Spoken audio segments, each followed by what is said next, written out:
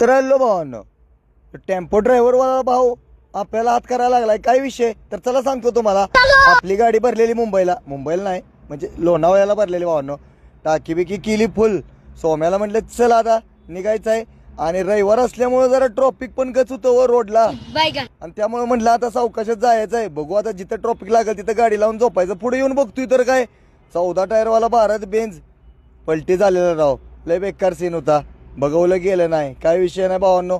रात्री पुढं आलो आणि झोपला सोम्या ट्रॅफिक मुळे आणि सकाळी उठून बघतोय तर काय आता इथंच आहे अजून कात्रच्या बोगद्यापाशी जो. मग काय म्हटलं आता मला गाडी बिंगरी करायला लागत्या. गाडी आता मी घेतो, तू बस साईडला. आता बघतो म्हटलं माझं मी आता कसं गाडी पोचवायची लवकर ती बघ. म्हटलं चला आता बघूया पुढं. मग पुढं ट्रॅफिक मध्ये अडकलो वारजेच्या.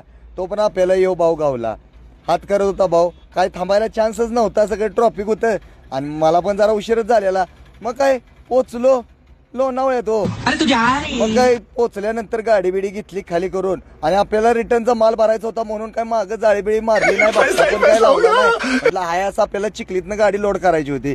पुढं निघलो तोपर्यंत आपल्याला भेटलं लोणावळ्याचं सागर भाऊ चाललेलं लांब 20 फुटे पायपा भरून कुठं. मग काय थांबवला त्यांना. रस बीस पिला जरा चिल्ड झालो. आता म्हटलं चला निघूया जातो म्हटलं. आलो मग डायरेक्ट चिखलीत आलो. चिखलीत आल्यानंतर आपलं ही शेडगाव पडलेलं लई दिवसात. मग काय लस्सी बिस्सी मागवली. गाडी पण लोडिंग करायची होती. बराच वेळ बसलो चर्चा करत बसलेलो. एक नंबर शेट आहे. कधी येईल तेव्हा आपल्याला रिटर्नचं जुगाड करून देतात. मग काय निघलो डायरेक्ट आलो सागर हॉटेलला. जेवण काय केलेलं नव्हतं. आता म्हटलं इथं जेवण वगैरे करावं आणि मग इथून डायरेक्ट मग निघावं. काय विषय नाही भावांनो. तर हा ब्लॉग कसा वाटला कमेंट करून सांगा. आणि भावांनो जर आज आवाज बसल्यामुळं थोडासा चेंज आहे व्हॉइसमध्ये. काही विषय नाही. धन्यवाद.